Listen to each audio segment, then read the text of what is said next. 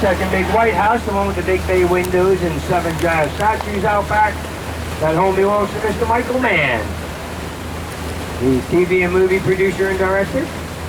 Back in the 80s, he produced and directed Miami Vice, one with Don Johnson and Phil Michael Thomas, TV show. Nowadays, he produces and directs more movies in the big screen. He actually did the Miami Vice movie with Colin Farrell and Jamie Foxx. He does, like Collateral with Tom Cruise, Heat with Al Pacino. He does a lot of action movies. His home has also been nicknamed The Man Cave. And it's not only because his last name is Man, but in that 9,000 square foot home, there's 6.5 bathrooms. Yet there's only one big, ginormous bedroom. The ultimate man cave. Every other room is, well, not a bedroom. Some other kind of entertainment. I know you can entertain in your bedroom, but this is the 6 o'clock tour starts that part of the narration. The room behind the 7 jazz statues, he loves his jazz music so much, he built a piano lounge. Oh, jazz studio in it right there in that one room. Then there's the bar and gaming room, the chef's kitchen, the formal dining room, the exercise gym, the movie theater room, the wine and cigar room, the zen room with a dry and wet sauna. A couple more probably hidden rooms we don't know about, little rich people have. But we will actually talk more about the man cave on the way back in. It will be on that side of the channel. And we got one more thing to point out on his house that's going to really blow your mind. Well, we're going to make you wait and think. What else can you tell us that's going to blow our mind on his house? Oh, please don't look at that house on the right. I'm very embarrassed to have to finish painting it yet. When they finish, I'll be posting my house all day long, but not right now. I'm kind of embarrassed. Straight ahead is the beautiful downtown city skyline of Fort Lauderdale. Come back in a few years, there'll be another one of those big old buildings built. Because that's all Fort Lauderdale likes to do is build on top of building on top of building. If you can notice, there's 2 yellow cranes straight ahead to the left a little bit. They're building another condo building. This home to our right, the gray home with the blue awnings all around it. Big rocky walls so nobody comes up to their dock or home by water. That originally was owned by Miss Gloria Vanderbilt. But when the fashion designer and supermodel passed away, she left that home to one of her sons. Anybody know who her favorite son is? Famous son is? Anders. Yeah, win it. Yeah, share a drink. That's the prize today. Anderson Cooper. He is, for those of you who don't know, that is Gloria Vanderbilt's famous son. Sure, she's got kids or homes all over the world that she gave each one a house. But he came here in the middle of August. Way too hot and humid. He's the CNN guy up in New York, if you don't know who he is. He hosts the New Year's ball drop every year with Andy Cohen on CNN. But the key word there is he lives in New York. His blood's a lot thicker. When he came down in the middle of August, he said, "It is way too hot and humid for me." He didn't even keep it as a vacation home.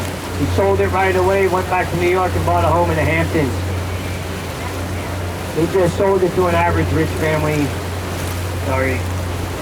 Average enough to have enough money to buy a $15, $20 million home, but not enough money for us to know who they are.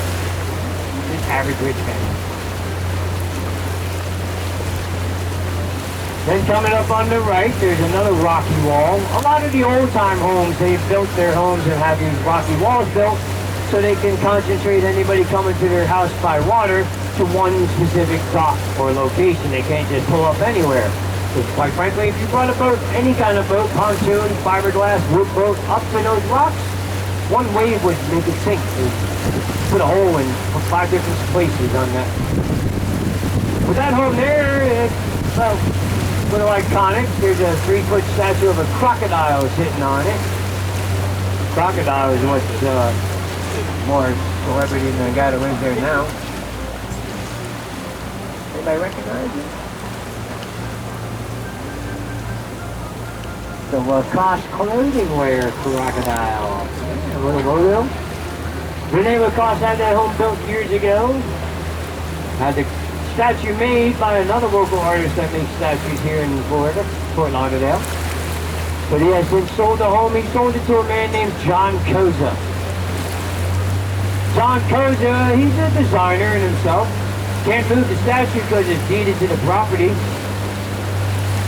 That means it's deeded to the property. That means you can't move it because it's part of the property. But John Koza, he was a designer himself. He designed a little gray stuff you scratch off of it, a lot of tickets.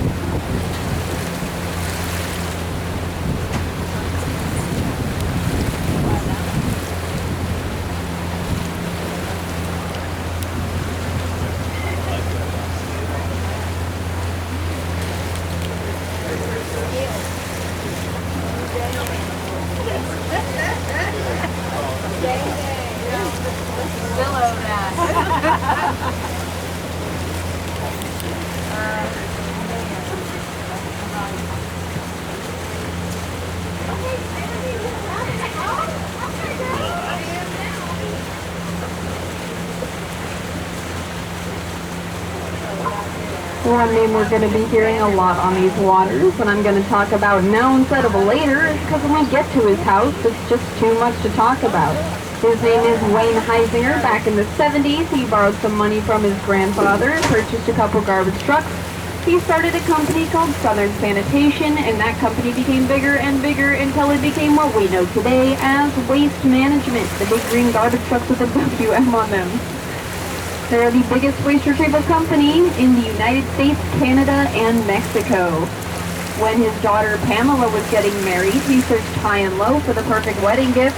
What he settled on is this yellow home coming up on our right with the red roof. Immediately upon receiving it, however, she sold it off for $28 million. Later down the waterway, I'll point out the home that she purchased instead for $25 million. And I know it may sound like she's a bit ungrateful, but when you see the home that she purchased for herself, you might see that she and her dad just had very different tastes. Jason doesn't think so. Jason thinks she's a spoiled brat. Ungrateful, spoiled rich brat. Heisinger was also the only man in history to own 3 sports teams at one time. He owned the Miami Marlins, the Miami Dolphins, and the Florida Panthers. Yeah, the Panthers aren't doing too well right now. All of their star players are in the Olympics at the moment. Maybe not last place. Can't get any worse than that. Even though they won last year. And the year before. And at least we took home gold at the Olympics. That's only because John Cooper is their coach. He's the coach of Texas. Anyway.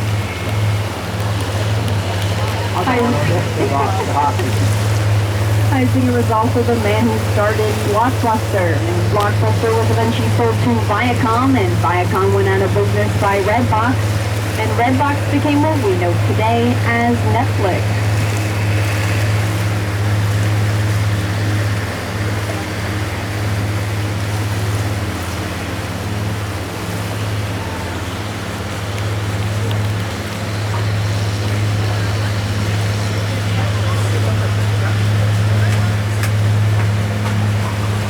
Something we're going to be seeing a lot on these waterways are the telltale blue and black retail signs that a home is being represented by Tim Elms and the Elms Group.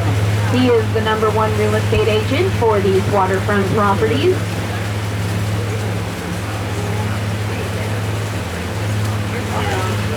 Coming up on our right, this oddly shaped home that this sign sits behind is supposedly 100% hurricane proof.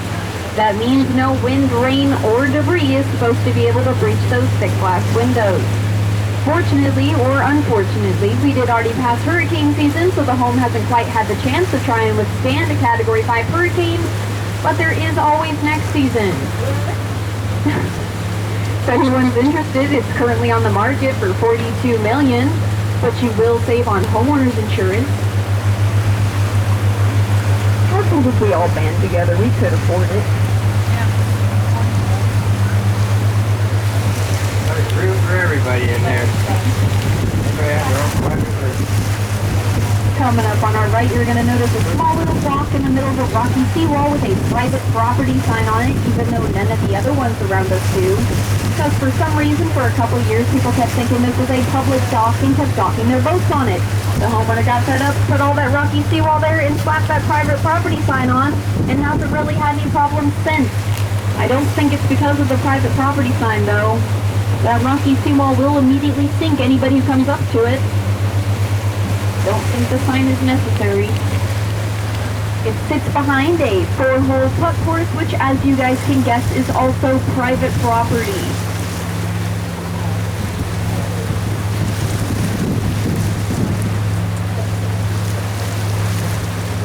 Coming up on our right is a plot of grass with a Hendrick sign. This one is also a Tim Elms property, though they did take the sold sign down a couple weeks ago. This one sold for $19 million, and they still have to build a house on top of it. I mean, I guess technically they don't have to, otherwise they're just going to enjoy some really overpriced grass. This gunmetal gray HCV speedboat with 4 600 horsepower engines on the back of it is worth $3.5 million, and the home that it sits behind is the most expensive home on our tour at $89 million. It's owned by Ken Griffin, who is the founder of a Miami-based hedge fund called Citadel, and they deal in $60 billion worth of assets every year.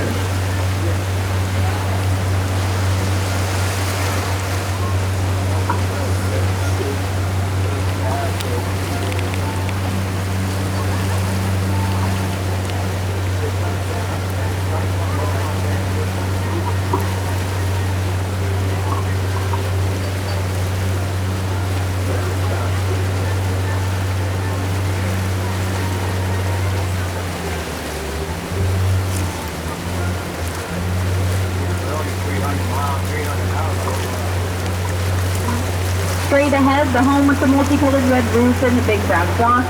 This one belongs to Jim Allen, the CEO of all the Hard Rock casinos. It may seem a bit modest for him, but it is only one of multiple homes that he owns. He does own a home near most of his Hard Rock casinos that he works for, like the one in Nevada, Mississippi, the UK, Dubai.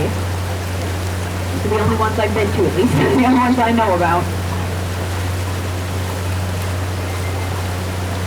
And now, straight ahead, the home that looks like it came straight out of Harry Potter. This is Pamela Heisinger's $25 million home that she purchased after selling off her $28 million wedding gift. So not only did she get a home out of her wedding present, she got $3 million in pocket change.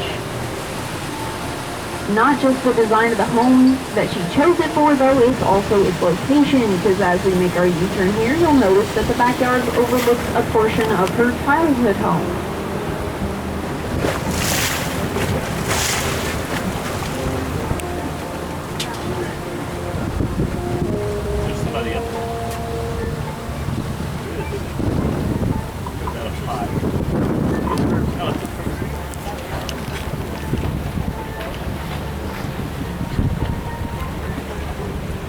Straight ahead, the multicolored home, both yellow and coral.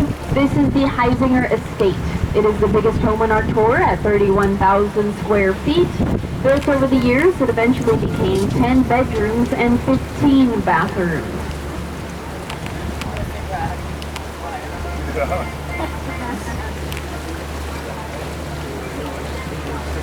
As we round the dock, you'll notice the gazebo in the middle of the in-ground swimming pool. It does have 3 floors. The first floor is a lounge area with chairs and a table. The second floor, which has a 24-karat gold-plated railing leading up to it, is a 10-person jacuzzi. And the third floor is a bell tower that only rings on the 4th of July and New Year's. And then all the way off to the left in that in-ground swimming pool, you'll see a steel ladder. That steel ladder leads up to another 2-person jacuzzi.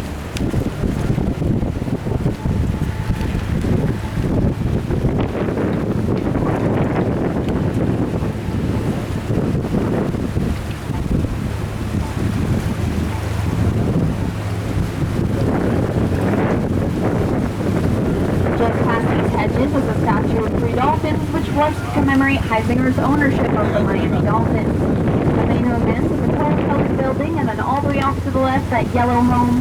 That is a 5-bedroom, 4-bathroom guest suite that he built specifically for his mother-in-law. Between the main home and mother-in-law suite is a tree house that's just sitting next to a tree that he built for Pamela when she was 10 years old. Air conditioning, running hot and cold water, and electricity. And you can tell it's a tree house, not because it's in a tree, but because it says tree house on the back of it.